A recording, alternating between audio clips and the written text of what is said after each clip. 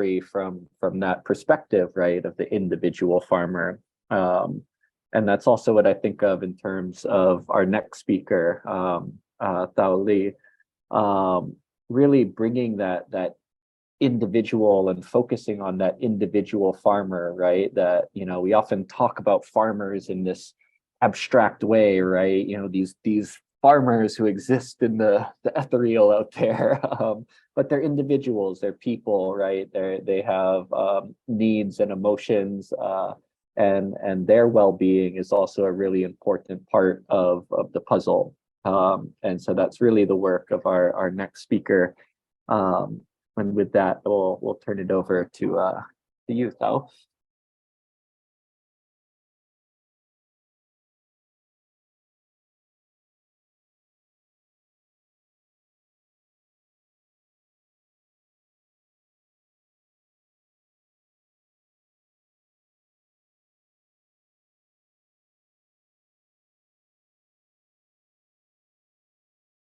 Yeah, I just disappeared.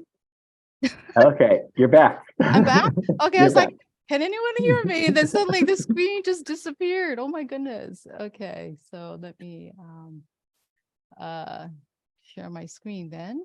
Can you see me now? We can. Looks And you great. can hear me now? Loud and Okay, clear. great. Thank you. Aloha, everyone. So I'm presenting from a project that actually just ended in terms of funding, but we're continuing because we're committed to making sure that the mental well-being. Dr. Susan Crow talked about soil health. My presentation is focusing more on the mental health aspect, and part of the mental health also has to do with the perception and attitude of our public in our community, because in my perspective, I don't believe the mental challenges or the depression. It's yes, there's a chemical imbalance, but there's also a social imbalance. And by that, I mean, what is the status of our ag producers and farmers? So if they're highly respected and value, that would elevate their well-being. And so, as Daniela talked about, the context really influence how we perceive and our attitudes toward professions and individual. And let me just give you a brief example, because I'm a behavioral scientist, and like, what is the behavioral scientist doing in CTAHR? Well, because we focus on how do people view the attitudes that we view certain for ag production. So if I were to show you this, for instance, what do you see? Two colors, I mean, two dots, right, of similar color. But then if I were to put a different context, and Daniela talks about context, you see things differently depending on what the context. The one on the left might look a little lighter than the one on the right because of the different contexts. And similarly, here's a kind of a Rubik's Cube. Pay attention to the color in the middle. What does it look like to your eye? It looks like it's brown and orange, right? But if you, in actuality, if I were to tell you they're actually the same color hue, but it depends on the context in which your eye plays that makes it look like this. So how does this relate then to perception and attitudes of our farmers locally? Well, it depends on what is your context. What is your belief, upbringing, and experiences with ag production? So we did a study looking at with 400 random sample of our local residents, because there's been study out there looking at the willingness of tourists to support local ag produce. But what about our local residents themselves? What are their attitudes and perceptions of our farm community? So this was just happened last year in a random sample of 400 community residents. And this is what we found. So there seems to be pretty high perception of that our community folks or residents perceive, farmers are really hard worker. And they also experience a high level of stress, right? 90%, 9 out of 10. And again, it's when we're in it, like we're all of us are into agriculture, so we tend to see and or have our own bias. But these are just local residents who may or may not have an interest in farming, but they do agree that farming is really hard.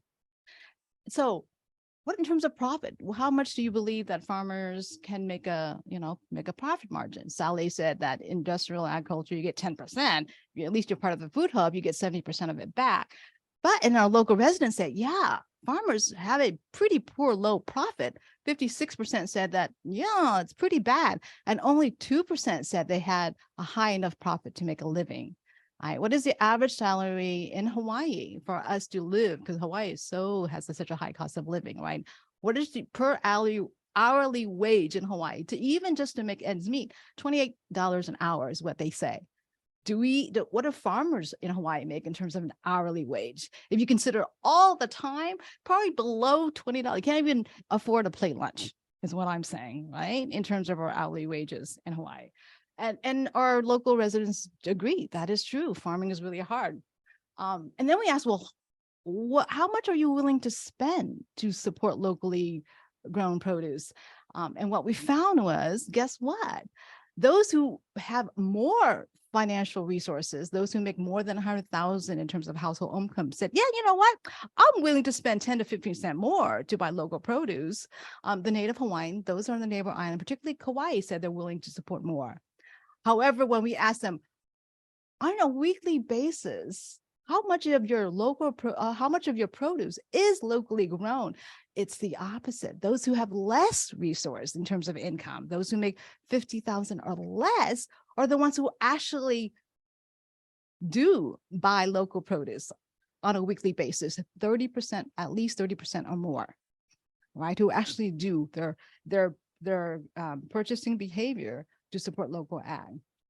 So those who are less wealthy, Native Hawaiians, born in Hawaii, right, less educated, were more willing to buy local produce on a weekly basis. And it's perhaps not surprising that the neighbor island residents were both more willing to pay, and they actually do in terms of their behavior, right? Because some of us can say, oh yeah, I support, but you actually don't follow through with your behavior. Because there are perhaps many other competing values: time, efficiency, availability. So then so if you look at the report, you can download the report for free on our website. And this is just a little bit more. I just want to summarize it because I don't have too much time. But what I want to leave you with is, how do then attitudes influence what people think about or regard in terms of local or farmers and ranchers in Hawaii. Now, if you see that those who have less income and those who are willing to purchase and buy more, they do have a higher regard in terms of seeing our ag producers as heroes, as being hard workers, as protecting our land, as being respected. Right. So Robert Sapolsky, he's a neuroscientist, and he asked, why do zebras don't get stress? Why is it that zebras don't get ulcer when they're being chased and attacked by a predator? But we get ulcers, right? Because the level of stress to reproduce is chronic. If we're experiencing uncertainty, and I don't see any other profession aside from maybe an ER doc, where things are constantly, you never know, but at least an ER doc, you kind of, you are like geared and trained to make sure that you know how to triage and figure out things out. Farmers are stress in terms of uncertainty came up the top as the number one stressor, because you never know what's going to happen. And our brain and our perceptual skill, we are all the time in terms of evolution adaptability, is always constantly looking for certainty. But we're in a profession where it's completely uncertain. Even our income, we don't know. We don't get a steady paycheck, right? And that is, how do we ensure a steady paycheck? Even an ER doctor, they get a paycheck. So those who actually, which is why I say the community perspective and our attitude is so important, because if the farmers and the ag producers are working so hard, but they're undervalued, then that's going to contribute to more stress in their well-being. But at least if they're working really hard and the people around them, the social community saying, my God, you're a hero. You're doing what no one else wants to do. I really appreciate you. At least that's a little buffer for the stress. And yes, that's an article that we just got published in Journal of Agro-Medicine that's going to be coming out soon in terms of sense of purpose, mitigating the stress. So I want to leave you with, and why this sort of perception is so important. I've got a little video. It's kind of a comedy, but I got to leave you with a little comedy. So let me just show you this. It was from Jennifer Oliver. And it's about why is it so important for our community to see. Can you see my video? Okay. Farm workers provide this country with our most basic necessity, and in return we act like they either don't matter or don't exist. The message that we've sent to them has consistently been, you don't count. Until we fix our broken system, the very least that we can do is fix our farming simulator game so that everyone is forced to have a much more accurate sense of what the people who grow their food are actually up against. Welcome to the new Farming Simulator 2023. All your favorite features are back. Beautiful vistas, tough working tractors, and of course, animal husbandry. But this year, we're also expanding to include the parts of farming most people don't like to think about. Hired farm workers. We're bringing cutting-edge graphics and gameplay to the most ignored aspect of agriculture. You'll be able to choose between hiring undocumented workers with no protections against abuse or the legal version of that. You can customize their clothes, their hair, even choose from a surprising range of ages, from older to younger to, dear God, how on earth is this legal? We've also got a brand new assortment of maps, from Midwestern fields to vast asparagus taints to literally the middle of a raging wildfire. And if your workers need a pep talk, you can help them out with our new motivational mini-game. You little I will you in every if you say one more word against my sister, my dad, or my mother, you'll get back to work. Your odds of getting caught are practically zero. Oh shit. You can also use our new housing tool to design H2A compliant-ish housing for your workers. The less you spend, the more you save.